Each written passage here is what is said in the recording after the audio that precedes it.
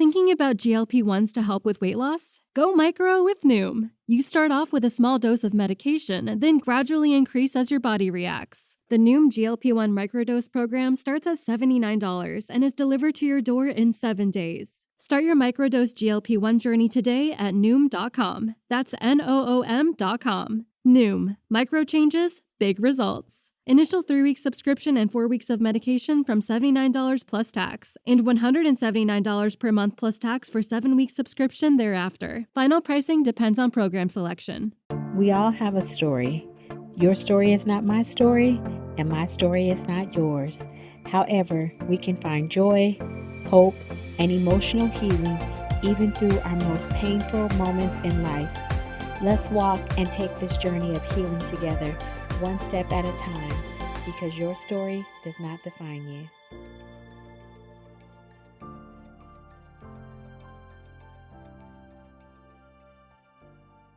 It's Dr. Niesha here, and welcome back to Your Story Does Not Define You, the podcast. Look, y'all, I am so excited that you tuned in with me once again on this platform for another conversation and to talk about how our life stories do not define who we are. If this is your first time tuning in, I want to welcome you, and I want to encourage you to stop right now, and I want you to like and share and follow this podcast, as you will not be disappointed, y'all. We are going to be having some candid conversations about life and about how we experience different things, but how our stories do not define who we are. And so I am excited again that you are here with me once again. And I am excited that you continue to tune in with me all over the globe, all over the world. I have followers from everywhere. So again, I am super, super excited and want to just take a minute and say thank you. Thank you for sharing this space with me, and thank you for being on this journey with me. So what is your vibe today? Because remember, you get to change your vibe.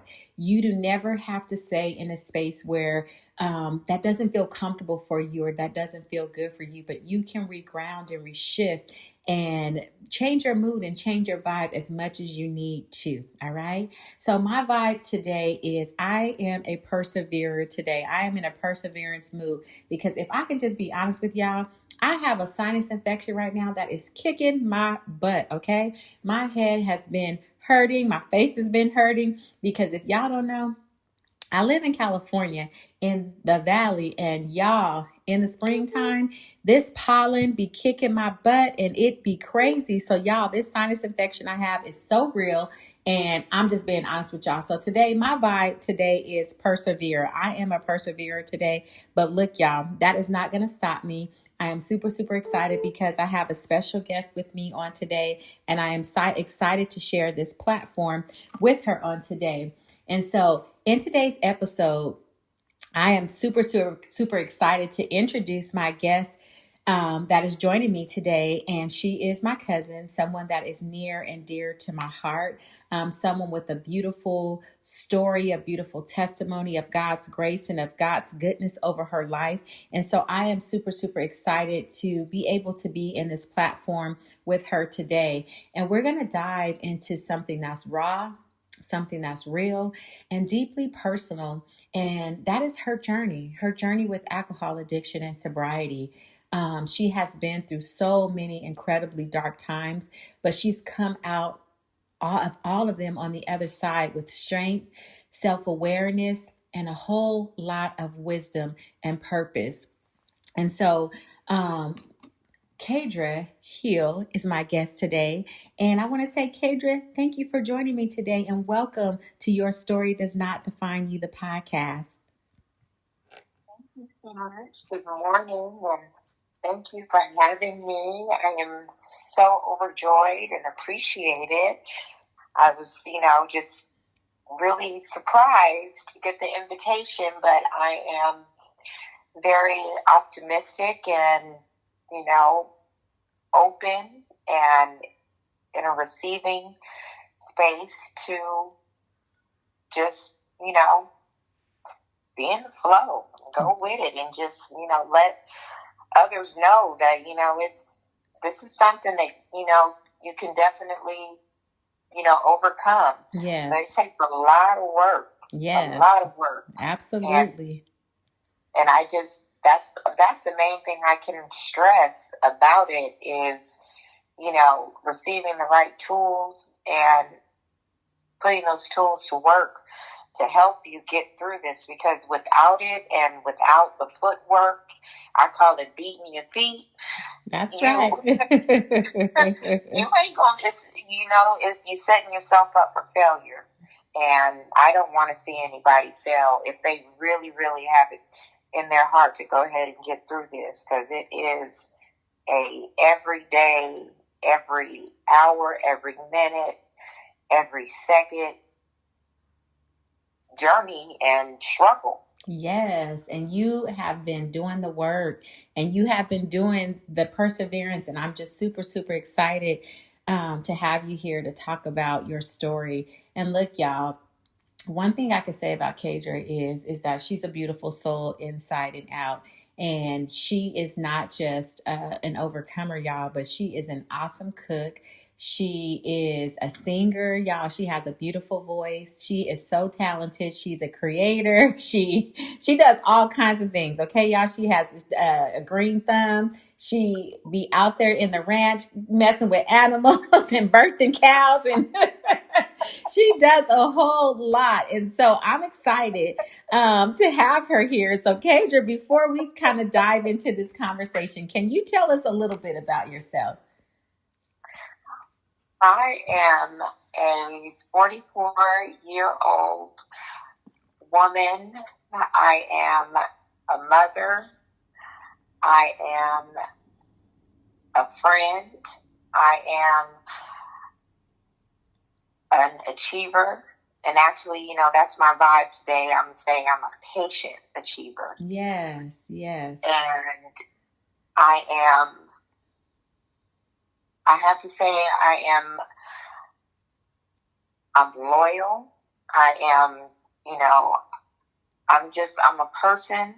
I am a human being. And I'm out here with the same struggles that a lot of people are out here struggling with, that, have just been through the ringer, and, coming from, just from childhood all the way up to now. And I'm sure there's more to come, but, just me just being here and just being in the moment every day. That's who I am. I am a woman that is being in the moment every day. Yes. From now. Yes. Yes, absolutely. And you are a woman that is becoming, and that is the awesome part about it. And y'all, when I say Cadra has an amazing story, and, and as we have this conversation, beforehand, before we got on here, I, allowed her and told her to share whatever she feels like she feels comfortable with sharing, because I know this podcast is focused on addiction and sobriety. However, she may share some other things as we have this conversation. And I think those are some of the things that, we all need to know, right? One of the things that she said just a minute ago is that she's a human being, just like everybody else out here, having some of the same struggles that other people are having. And as you guys know, one of the things that I always say is there is no perfect people allowed. And what I mean by that is that we all go through things, we all experience things, and life happens to us all. However, we have to keep living, we have to keep pushing, we have to keep going, because nobody is exempt from life challenges. Even myself as a therapist, I tell you guys all the time, I have a story and I share my story from time to time, but I'm out here too every day, just waking up, trying to make it. And every day there's a 50-50 chance that we are going to mess up and we may not get something right. But guess what? That is perfectly okay. As long as we are keep moving, and long as we are keep growing, and as long as we don't stop and continue on this journey and continue our healing day by day. And so before we kind of dive into questions, one of the things I just want to share is that addiction doesn't usually start as destruction. And I just want to put that out there, because it often starts quietly, sometimes as relief, sometimes as celebration, sometimes as a way to cope when life feels too heavy. And alcohol in particular is woven into so many parts of our cultures that it can be hard to recognize when something casual becomes something so consuming. And alcoholism isn't just about drinking too much. It's about the relationship someone has with alcohol, the way it can slowly take priority over a person's peace, over health, over relationships, and even over a person's sense of self. It's a struggle that often happens behind closed doors, hidden behind smiles, routines, and people just saying, I'm fine and I'm okay. And if we look at sobriety, sobriety is not something that is about somebody stopping drinking and saying they're done with drinking, but it's about facing everything that alcohol once numbed. It's about rebuilding, relearning, and sometimes rediscovering who you are without the alcohol. And can I just share that is a journey that is not easy. It takes honesty, it takes courage, and often more strength that people on the outside could ever even see because it's such an intensive battle. And so today we're talking about that journey with Cadra, the reality of addiction, the weight of it all, and the hope that recovery can bring. So I want you to remember in this conversation that this conversation is not about perfection. It's about the process. And y'all, as we have this conversation, I really want you to lean in and I really want you to tune into this conversation, because if you are not the person that is struggling with alcoholism or has struggled with any type of addiction, I'm sure we all know somebody. You know, this episode is really personal to me as well because alcoholism runs in my family. And I remember when I was younger, my dad had an alcohol addiction, and I have siblings that struggle with alcohol addiction currently. And, you know, it's hurtful to see certain things and to see how people go through certain things. However, knowing that sobriety is possible, that gives us hope, and that gives me hope. And so, Kadra, I personally know some of your story, but I want to hear from you in your words. When did things start for you? And when did alcohol become your coping mechanism? And when do you feel like you became dependent on it or addicted to it? I would say, alcoholism is, it runs deep and on both sides of my family. And definitely majorly on my father's side, pretty much all of the men on that side, they've never lived, none of them have lived, except for one, my uncle, have lived past 55, and have succumbed to cirrhosis of the liver. But accompanied with that, it would be, another sort of immune deficiency. Like my father, he had throat cancer, but he wasn't, taking care of himself. Wow. So he was still drinking with it, and also using heroin with it, so he's feeding it. Right. And so on that side, it's very thick over there. And on my mother's side, it's thick over here too. And especially with some of my siblings as well, they struggle with it, and it started for me, when we were young, because, we would, my mom, they like to party, and things like that. And, especially, around the holiday time, and, being the fact that I could sing, and, back in the day, right, when, the parents, they get, kind of lit, and they have, the kids come out and perform for them and, sing songs, and it was in, entertainment for them. Right.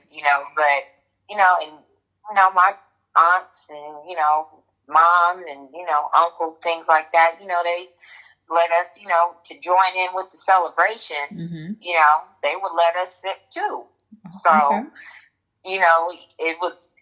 we thought it was cool. Right. Right. So, but the alcohol, I guess I associated it with my singing because I would drink before I sang. Okay. And, it made me feel, I was like, okay, I like this feeling. Okay. And think about it, like I started singing, well, my mom sang, at 8 months, I could hum in perfect pitch. So, but I started really singing and, doing pageants and stuff like that. I'm starting around 5, 6 years old. Mm-hmm. And so dabbling, a little bit there at that age, but very little. And I vaguely remember, you know what I'm saying? But really, it was just ongoing off and on for the holidays. And then around, I want to say 9, mm-hmm. 10 years old, there was a shift in the household. Okay. And so, my mom always had wine in the refrigerator. So, and being that there was a shift and, my mom, she was out, doing her thing or whatever. And, and I was having to take care of the household. I had an older brother that was, he had special needs. Mm-hmm. So I had to get him off the program, and then I had a little brother. We had to get off to private school and things like that. And so it was me taking care of the household while my mother was out doing her thing or whatever. And so I was sipping then, Okay. and then when life really changed, when my mother she had a nervous breakdown. Okay. And she, things got really, really different in the house. And, there was some different men around, things like that. And, some different things happening. Uh-huh. And so I want to say around 12, I was really drinking. Okay. But and then it was, as I was getting older, it was progressing, and then, I didn't consider being I didn't think I was addicted to it, Mm-hmm. It was, I just, we was drinking, we would drink, some Thunderbird or Mm-hmm. Night Okay. Train or whatever. Okay. And with Kool-Aid, of course, and, and then,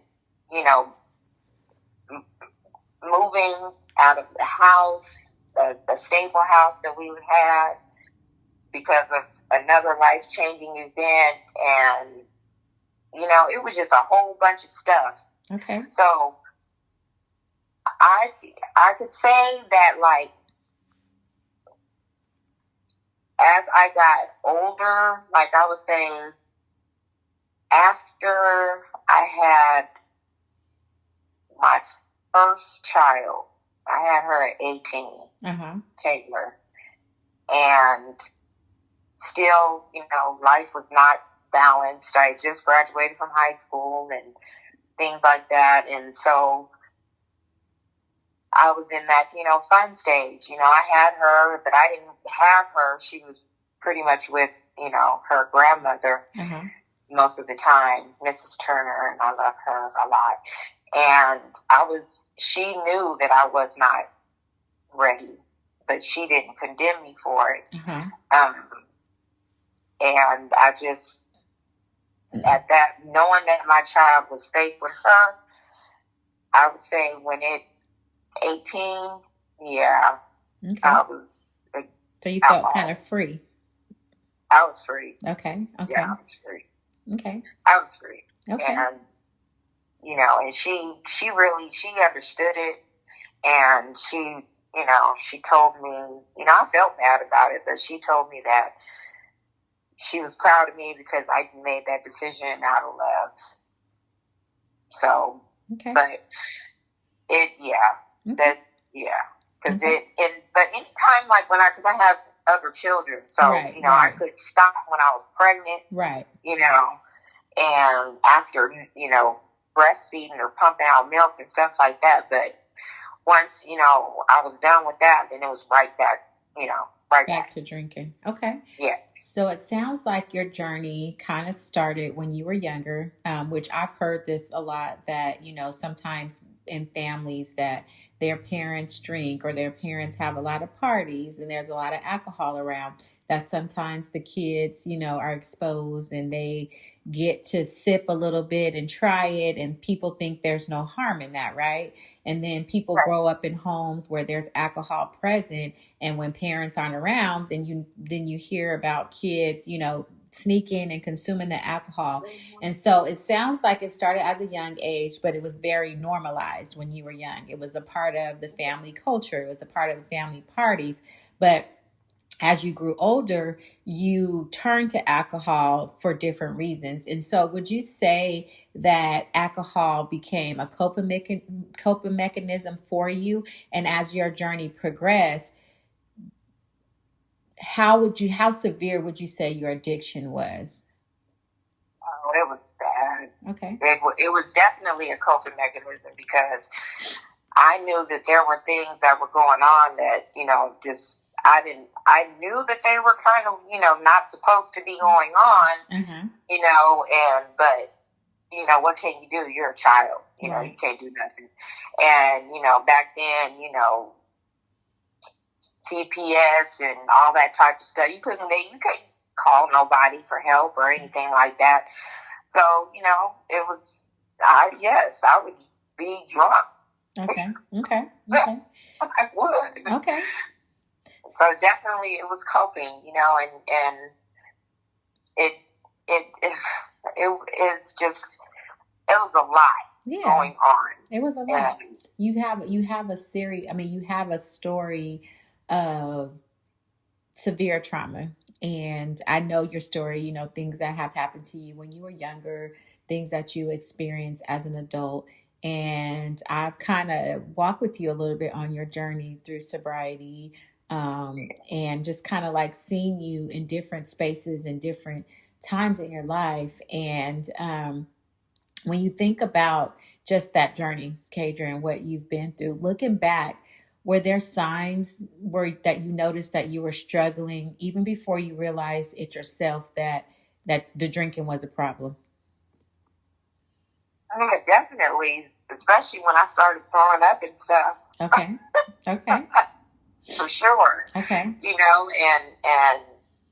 passing out, and at a young age, I don't believe that you're supposed to be doing that, but you're not thinking that you're addicted. Right. It's just like the after effect of too much drinking. Right. As a kid, that's how you think about it. Right. Or in your younger adult age, it's just, okay, well, I'm, hangover or whatever, things like that. But, just pretty much, okay, throwing up and just being, just out of it. Okay. So let's talk about kind of like in your adult life a little bit. And this is a space where, again, you share whatever you feel comfortable with sharing. When you think about your journey with alcoholism and some of the consequences that you experience as an adult, because what I've learned as a therapist is that when you realize you have an addiction, a person becomes very dependent on the substance, whatever it may be, whether that's alcohol or drugs, and that they are willing to do whatever they have to do to get it and consume it, and they don't care about what the consequences are. Because in the moment, their mind is focused on the alcohol or the drugs or whatever it may be. And so, Cadra, what are some of the consequences that you experience as an adult from your drinking? Definitely, it affected, relationships, with my children. My oldest daughter, I didn't have her much. I was around, but I didn't have her much anyway. And with my son, because it was a toxic relationship, I ended up just abandoning him. Mm-hmm.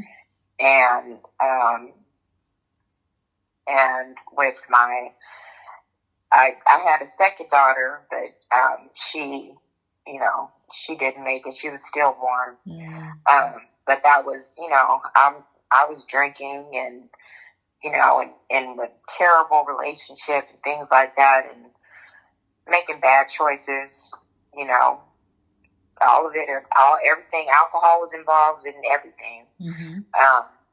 And with my youngest daughter, she's the one that got it the most. Mm-hmm. She actually really seen me totally incapacitated and inebriated and with the alcohol, and I abused her. Mm-hmm. And so that's a major consequence there, because I had to have her go live with her father, and mm-hmm. so it was a lot of negativity there. Mm-hmm. And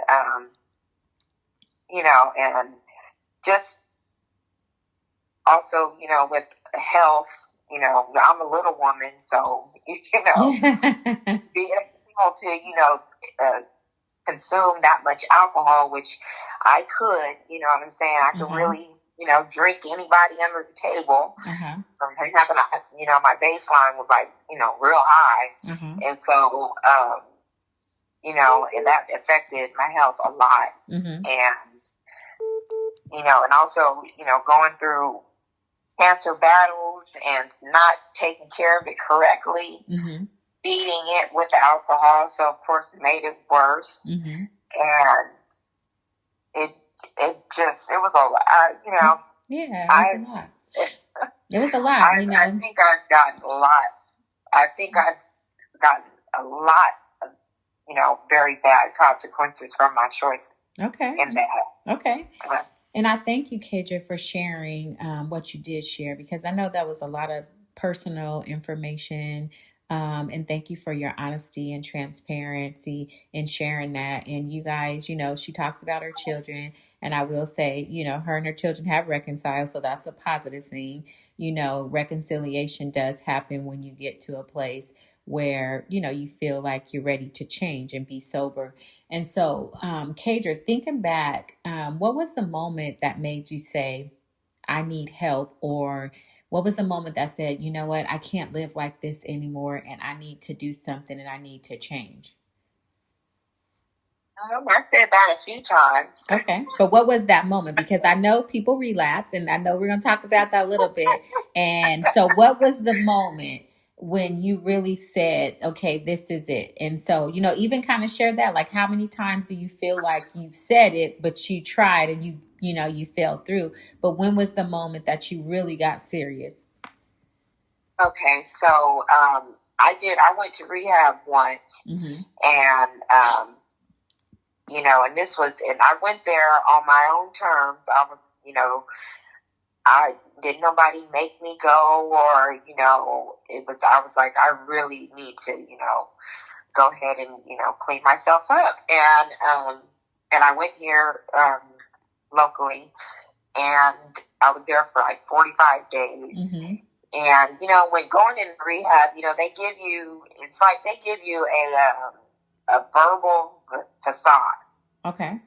And, you go in there, and they're hyping you up. Of course, first, when you first get in there, I made sure, when I first pulled up, I had, 3 people with me, and, and I was like, nah, I think I changed my mind. Okay. But they was like, we're already here, and so, just go ahead and go. And I was like, okay, cool.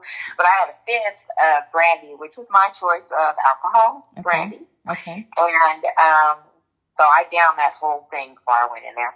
Okay. And so when I first got there, so the first thing, you go into detox and, and all that stuff. So, but once, and even though I, usually you think about somebody that go into detox, they're away from, they are away from everybody, but, they stay in that room and they don't want, they don't talk to anybody. I didn't do that. I still no matter, I guess, they call it a high functioning alcoholic, which I was. Mm-hmm. And, so I'd be drinking, drunk, however, but I could still get up and get dressed, comb my hair and put on my makeup and all that. And, and I still, even though I was in detox, I still got up every day, took a shower, Mm-hmm. got dressed, and because that was just my normal habit. That never left. Okay. It was part of your normal routine. Yeah, that was part of it. So that totally just giving up on my appearance, that never left. Okay. And so I stayed, and I was active. I came out to eat and, with everybody else and, stayed a part of the group. And so I'm listening to everybody. I'm still, listening to everybody. I'm quiet. And, and they're saying, oh, you're here and, you made the choice. And, once you leave, things will be different. And, it's just like when you get out of rehab and, you're supposed to walk out and you just like, how you walking through, you're going down a hallway and you walk out and push these doors open and you walk into this beautiful light. Uh-huh. That is not true. Okay. And at all. Okay. And so, even, when I left, I felt fine. When I left, I felt great.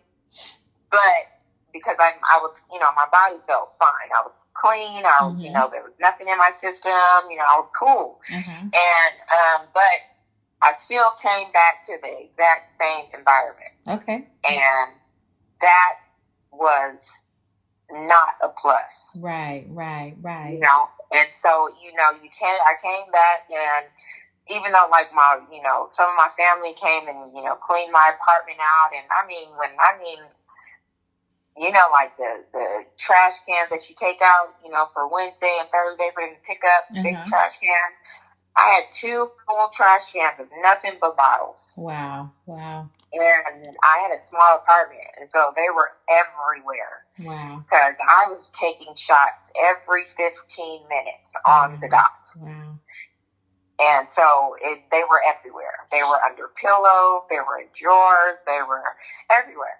And so even though that, the apartment, everything was cleaned out and it was spectacular when I walked in, and it was still the same apartment, and and nothing really changed, and I still had these people in my life that I thought, even though that they were there to help, my family and things like that, they were there to help. They really weren't. They were there to be nosy and to talk about me and things like that. And so I guess they call it, holding it hostage over my head. Okay. So it's hard to get through, be successful in that space. Right. When there's always people around you constantly remind you, well, when you was doing this or when you was doing that, right. And it's just like, well, how am I going to get over this if you don't keep bringing it up when I'm really trying to get over it? Right. So at that point, they weren't being supportive. It sounds like they were triggering you.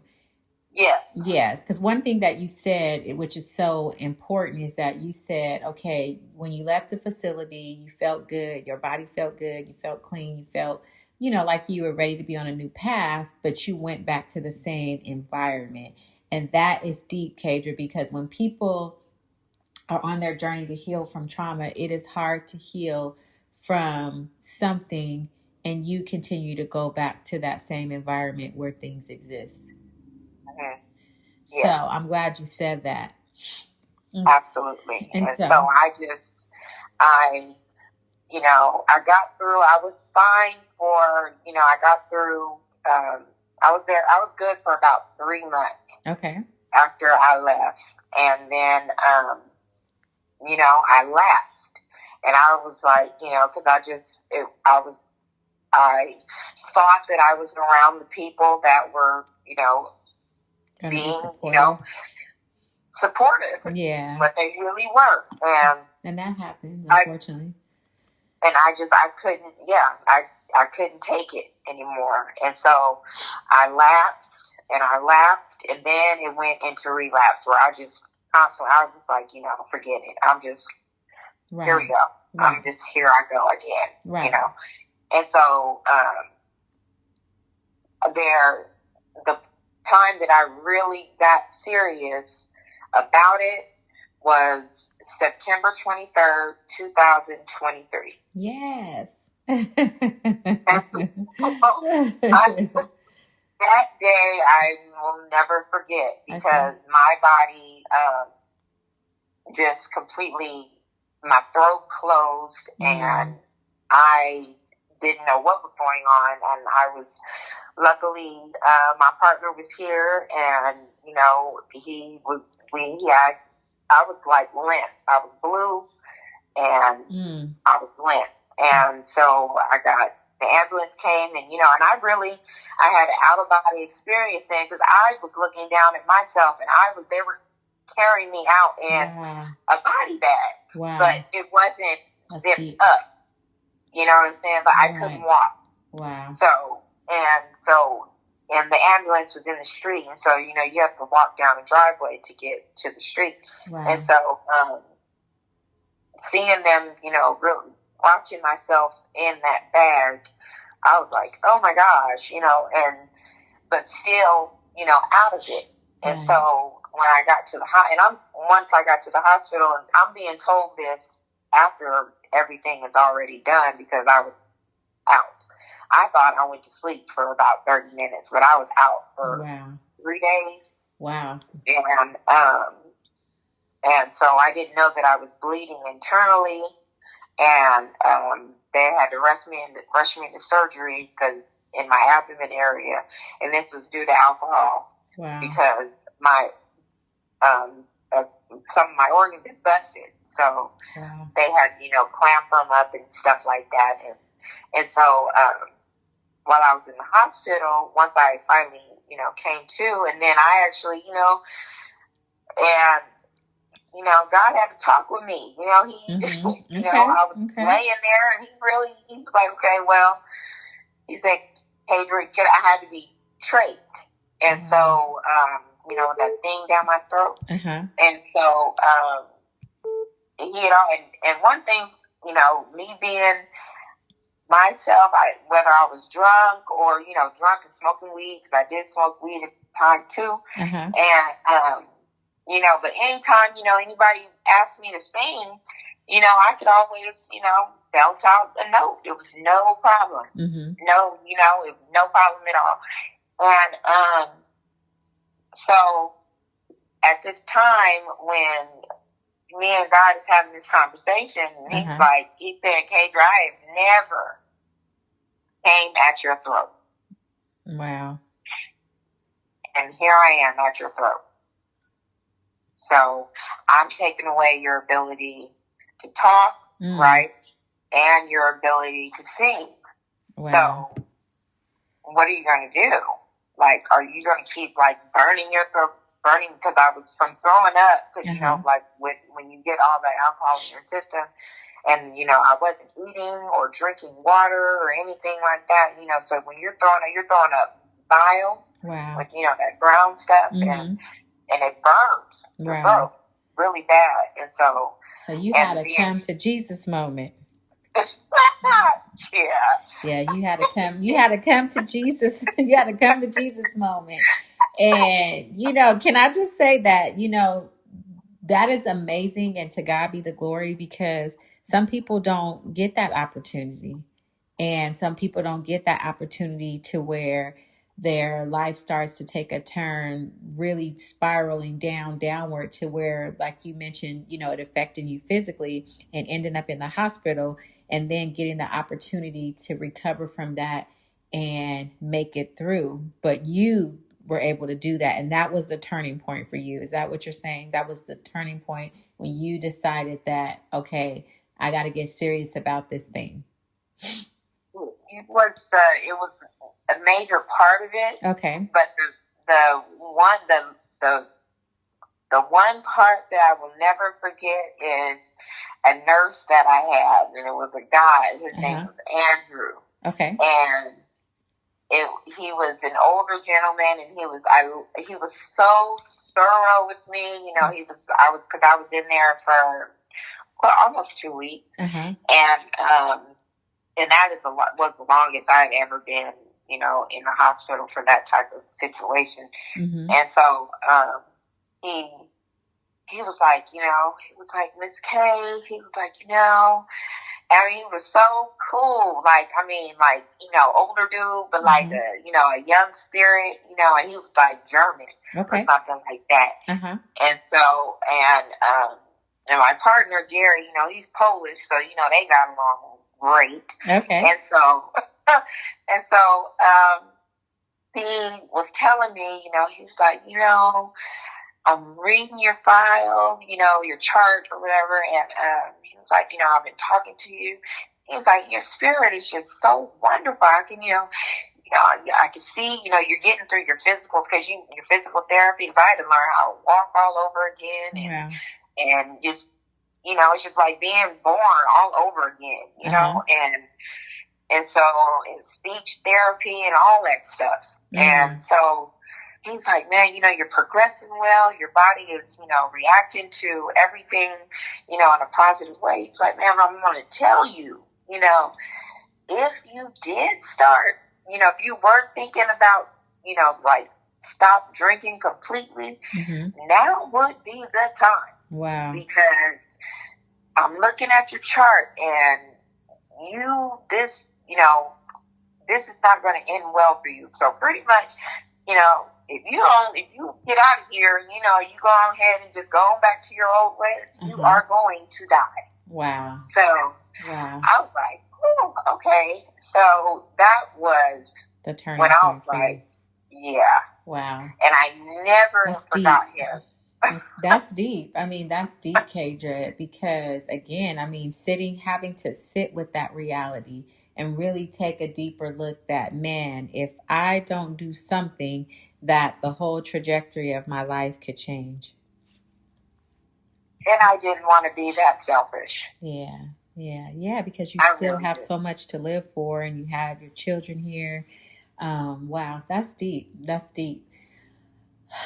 So, Cadra, let's talk a little bit about that personal journey and those early days of sobriety. What did that look like for you? So like physically, mentally, and emotionally, those early days, because one of the things that you talked about earlier is about the times that you relapsed until you finally got to the place where you felt like this is it. So as you've been on this journey to sobriety, what were those early days like for you? So physically, mentally, emotionally, what did that look like?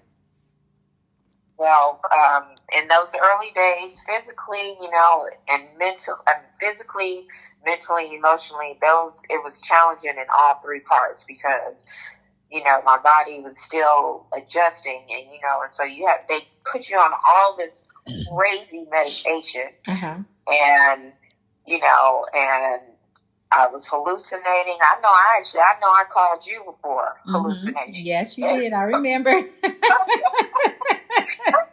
I was just out of it, you know, and I was just, and I didn't like that feeling, you know. I could be just standing, just not leaned up against nothing. I didn't hit anything or nothing, and I would just fall. And I'm just like, wait a minute now. This is weird. Because I was just out of it. And my body was not, it was strong because, you know, I had all my fluids and, you know, they made sure that I was good before I left the hospital. But, you know, being on all those different type of medications was just completely I didn't like that at all. And so, you know, and physically I had to, you know, rebuild myself and get my strength back up because, you know, you lose your strength, you know, your upper body strength, and you know, you got to rebuild yourself, rebuild your muscle and things like that. And then, but one thing for sure, you know, because alcohol is sugar, and so also, you know, I was eating cakes and pies and oh my God, like, whoa. And it was out of control there. Okay. But I needed that sugar. Right. And, You have to substitute. To substitute it, yes. And so I was doing that, and just emotionally, it was just all over the place. And it just, my brain was just all over the place. There was it was weird. Right. But one thing that, what helped me is, having, I had certain support systems that were there, that were right there, that were never left, and they kept me straight on that path of what I needed to do to rebuild my body. Because, your body is just like a car. Right, that's true. And it's a vessel, and it's, care of it. Mm-hmm. Yes. And so I started, putting better things in my body, and doing them, I opted out of, getting rid of those medications that they were giving me. Okay. And I told my doctor about that, and he was like, I understand. He said, but, just be careful, and everything that I did, I talked it over with him and made sure, that I was on the right path. And obviously I was, because every time I went back to the doctor, my labs were coming back better. And, and he's like, your liver is great. And then I kind of looked at him. I was like, are you sure you're on the right track? And so he was like, yes. And I do. And now that I know that, the liver is something that will repair itself. That is one of the organs that will repair itself if you are treating it correctly. You know what I'm saying? And so with me doing, the natural, the Chihigu tea and cell food, and, just making sure I'm putting the right things in my body, and just excreting all of those different medications, I started to feel, my body felt better from the inside. Okay. And I've noticed my strength getting back, you know what I'm saying? Okay. And it just, I was feeling good. I was able to, I was walking further and further, at the ranch, and being able to start riding again, and things like that. And, I'm out there, I'm lifting bales of hay and things so like you that. just went under a whole reconstruction. You rebuilt that engine, girl. It really felt good. It felt really good. And the main thing that I did was I sanitized my posse. Okay. And I got rid of the people that I knew that once I figured out that they were not conducive, and I got rid of them. Yeah, so you set some boundaries. And got rid of those people that didn't serve you anymore. Yeah. Good for you. Good for you. I love it. Yeah. Okay. Mm-hmm. And that's amazing, Cadra. It takes work. It takes work to be on that journey. It takes work to stay on that journey. And I know one of the things that you shared with me is therapy was also a big part of you, a part of your journey with mental and your emotional stability. Oh, God, yes. I am a full-fledged advocate for therapy. Yes, because I am. I love it. Yes. I look forward to it. Great. Because I was paired with the right ones that makes a difference. Oh, my gosh. And it was, they seen what I needed, and we set these goals for me to get through, and we have achieved those goals. I was a firecracker, and so my anger was very high. I had a very thick brick wall. I was quick to say, you're talking to a brick wall. I'm not, Right. You're wasting your breath. Stop talking to me. I don't say those things no more. Right. And we were able to reach that goal. My anger is intact. I don't need to raise my voice at people. I don't need to, I don't need to do that. You know, there's so many angry people out here in the world. I don't want to be a part of that crew. Good. So, I'm very proud of you in that aspect, Cadra. I am. Like, I've seen the work that you've done, because even with the therapist, even though the therapist set goals for you and give you things to work on, ultimately you're the one that has to do the work. And I've seen the work that you've done. I remember times where I would call you or you would call me and we would have conversations, and you were always so emotional and crying, but I know it was the alcohol at the time that made you so emotional, because I still go through some of that with my sister currently who's had issues with alcoholism. And I've listened to you, break down and have emotional breakdowns. And even, with the loss of your daughter, that used to be really hard for you. And I know it still is something that's emotional for you, but I definitely see how you've grown with even being able to carry those emotions, because you have turned that around and have found ways to honor her, during her death anniversary versus, going and having some drinks and just, drinking yourself and, feeling sad. So I commend you for the work that you've done, because I've definitely seen the progress that you've made in this journey that you've been on. When I say it's a true testament of God's grace and his mercy, and how he continues to show up. So my hat's off to you and kudos to you for the work that you're done and are doing. Well, thank you, darling. Yes, keep up the good work.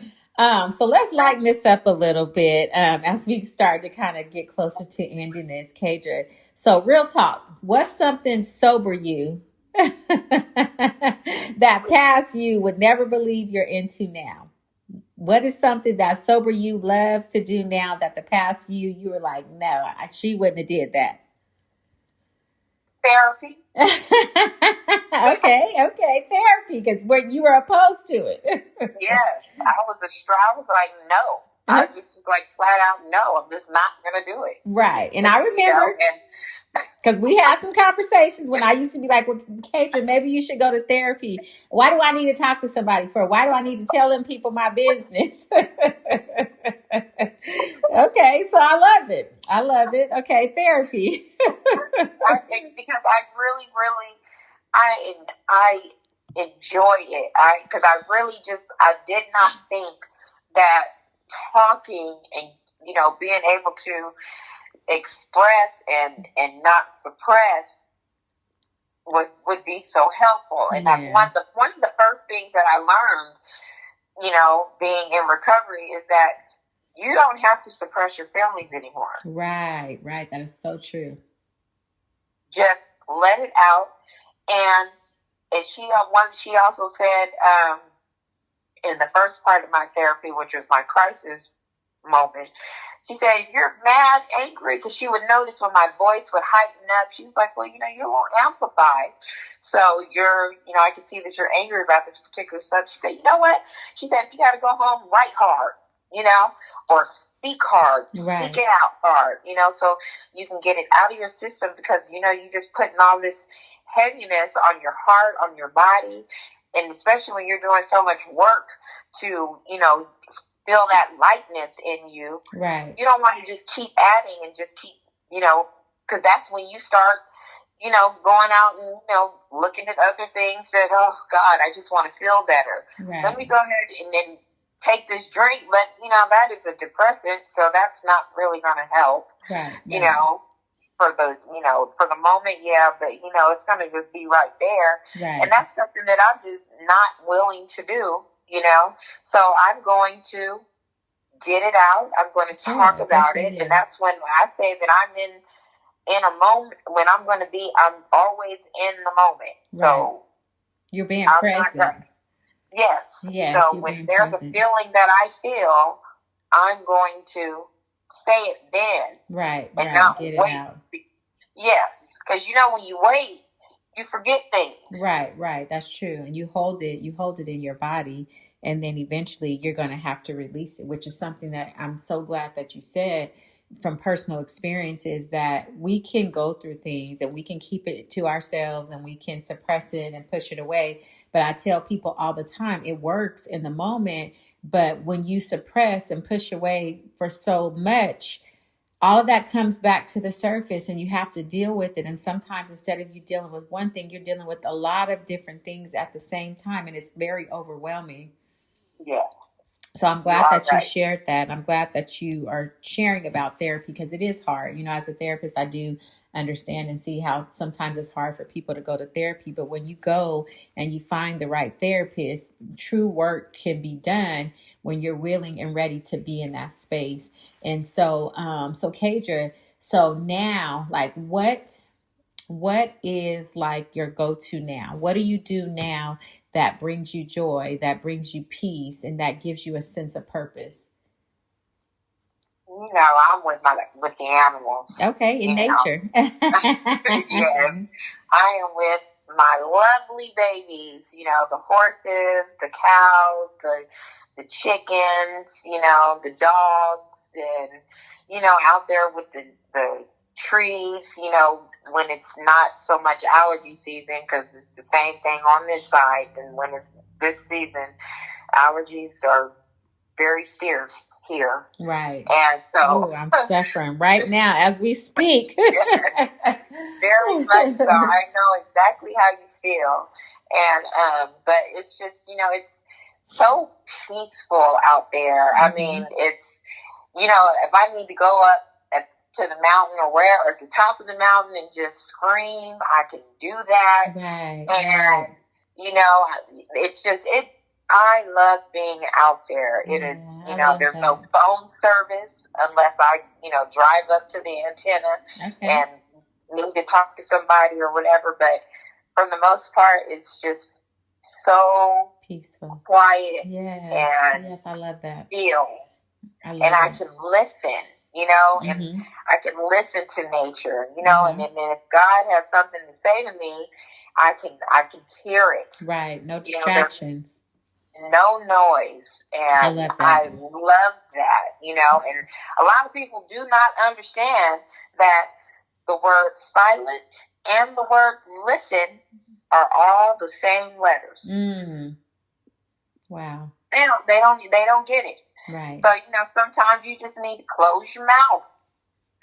Okay, and be quiet and listen. You hear. I love that. You're talking about being in nature and Cadra. Nature is so healing. It's so healing for our soul. It's so healing for our nervous system and our bodies, and even being by the ocean and by water. And so I'm glad that you're even sharing that, because I tell people a lot, get out in nature, or, go to the beach, go sit outside in your backyard, put your feet on the grass, doing something to bring you into the present, which is also something you talked about being in the present and being, mindful of what's going on right now. So I love that you shared that. Now, Cadra, your testimony, you're actually doing some work these days with your testimony. So you are currently in a program right now, right? To be, tell us about that, girl. Tell us about it. Yes, I am, and I'm so excited about it. I'm at Cal State University, Bakersfield, and I am in the substance abuse, alcohol, and drug counseling program, because I just really, I really wanted the education about, these substances, because we are really in a real thick epidemic right now with the drugs and the alcohol, and because there's just so much going on, and everybody is turning to something to distract them from what's going on in the world. That's true. And there's so much, and there's so many new things and new substances out there that a lot of people don't have the education about. And, even more so when I haven't necessarily done, hardcore drugs or anything like that. But the alcohol is one of the most hardest substances to overcome. Yes, I've definitely seen it in my family. So yes, it takes a strong hold on you, and especially when it is in your DNA. Right. And one thing that, that made me go ahead and get into the program is because it just really just blew my mind about how many people out here do not know the medical toll that alcohol takes on your body. Right, that's so true. On the medical part. Right, that's true. It's affecting everything, right. From everything. Your brain is completely soaked. That's why it is considered a disease. Right. It's messy. It will your brain usually is never the same. I was told that from the amount of time that I've been consuming alcohol, for my brain to get back to the regular functioning way it's supposed to, without any help, like with no drugs or medications or anything like that, it was going to take 8 years. Wow, that's a long time. That is a long time for you to, and it's not really so sure. Mm-hmm. You know what I'm saying? And that's only if you're willing to do the work to help your brain, recuperate where it's supposed to be. Right. And if you're only doing it halfway or a fourth of the way, you're not going to achieve what you are looking to achieve. That's why I say I'm a patient achiever, because this takes time. Right. That's true. And that's one thing that I learned, especially with dealing with the doctors and, waiting for labs, waiting for results, waiting for these things to come back, waiting for this, So it's all that is patience. You can't go into the doctor's office acting crazy and thinking that you're going to get in there and get seen right away. That's just not going to happen. Right. That's true. It's, you got to be gracious when you go in there. They have your life in their hands. Right. And they have no problem with putting your file at the bottom. Right. If you go in there, acting really out of character. And that is one thing that I never do. It's always a hello and how are you today? You look at their tag, their name tags, call them by name. Mm-hmm. They appreciate that type of stuff. And that's how you get things done. Wow. And, they will take care of your chart. They will make sure it gets to the right hands, to the right department. Wow. Because they see how serious you are about your, recovery and how much you want to get better. And that's one thing that I learned, that if, like with my doctors and support system, if they really see you really working hard and maintaining this consistency of wanting to get better, they will go to the end of the world with you to make sure that you get to where you need to be. Yes, I love that. So to me, it just sounds like, for those of you who think that there's not support or there's not help out there, that there's help out there. And there are people that are who truly care and will go with you in the trenches to make sure that you get to a better space. Absolutely. Yeah. You got to do the work. You got to meet them halfway. That's right. That's true. You got to do the work.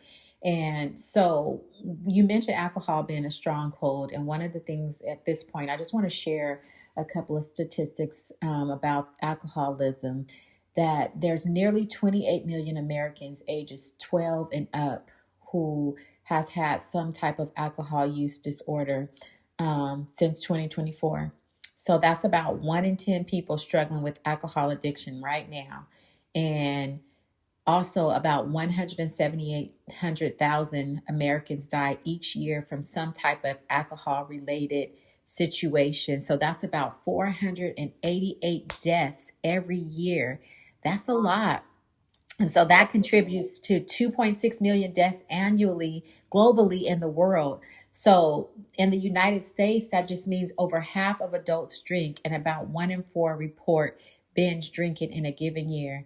That is a lot. That is a lot. And to kind of just speak to what you were saying about the medical aspect of things, alcohol is a leading cause of preventable death, and it's definitely linked to liver disease, accidents, mental health issues, and broken relationships, because you talked about that earlier too. And nearly 1 in 4 children lives with a parent who has a substance use disorder. And so that is a lot, right? And so only about 23% of people who need addiction treatment actually receive it. And that just speaks to the volumes of the struggle that people go through, because I also researched and found out that about 40 to 60% of people relapse. That's a lot, right? And up to about 75% of people with alcohol addiction eventually recover. But again, that's after them doing the work, because again, you have to do the work to be able to go through this. And so, Cadra, as we to wrap up this episode today that has been so powerful and so amazing, and again, your transparency and your vulnerability in this conversation has been it's just been so powerful and outstanding. And like, I mentioned earlier, you have a story and you didn't even touch the surface of some of your story today. You've experienced a lot of different types of abuse in your life that, contributed to your life story, but you definitely are a true living, breathing, walking testimony. And there's people out there listening now, and I have followers from all over the world. And Cadra, what would you say to someone listening who's maybe scared to take that first step, or who has relapsed several times and trying to get sober or trying to get clean? What is something you could say to them today that can give them hope and maybe encourage them to keep going and keep moving and keep trying? I would definitely say, just know that you're not alone out there in it. Mm-hmm. You just have to if you're really, really, wanting to go ahead and make that change, get in an environment, an atmosphere where people are doing the same thing or trying to do the same thing with you. Okay. Because, if everybody's on one accord, then, there can be no distraction. Mm-hmm. There can be no temptation or infiltration in you becoming, taking that step of what you want to do. Right. And, and when it comes to the lapsers and the relapsers, I say that when it comes to that point, it is completely a choice. Right. Because That's you've true. already been through the program or been through, yourself, being that better self that you wanted to be.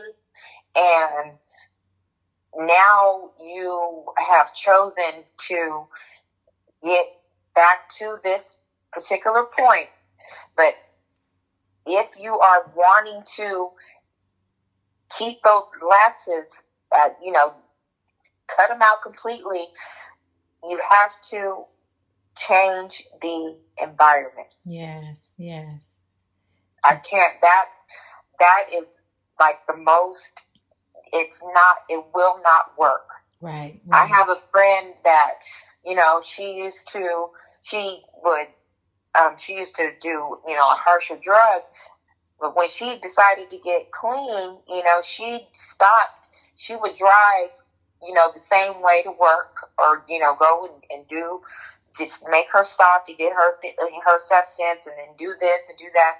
She for a whole 2 years, she stopped driving that direction. Yeah.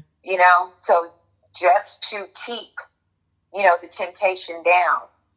And so it has to be,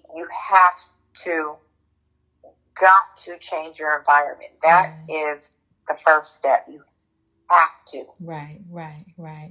That's important, Cadra, and you are so right in that, because sometimes when you heal, you can't heal from places that broke you. You can't keep going back to the same thing that's triggering you over and over again, because then it makes the journey a little bit harder. And one of the things that you said that is so even more important as well is that you have to choose you. Hence the title of the episode today, Sobriety is a Choice. And you have to choose you every single day. Even when it gets hard, you have to continue to show up and choose you every single day. And, I mentioned, I've never struggled with alcoholism personally or any type of drug addiction. And I know that I mentioned earlier, that I have family that struggle with it, even to this day, that I see, certain things, and you want those people to change and you want them to do better, but you can't make them do better. So it's easier to understand the struggle when you are dealing with it or have dealt with it personally, or you see family members dealing with it. But Cadra, what do you wish more people understood about addiction and recovery? What is something that you could just put out there really quick to help people, or that you wish people knew more of or understood more? That it is completely destroying your body. Okay. Mm-hmm. It's the addiction, and any type of addiction, it destroys your brain function. It destroys every aspect of the life. It's either, they say it's jail or hell. Wow. And it's unfortunate that it has to be that way, but that's pretty much what it comes down to. And there's two types of recovery, actually. You have the person in recovery that is doing it because they have to by law, or you have the person that needs to by health. Right. So at some point, jail or hell. Yeah, something will force you to make that choice if you don't make it for yourself. Yes. Yeah. Wow. That's deep. I just want to say thank you again, Cadra, for showing up today.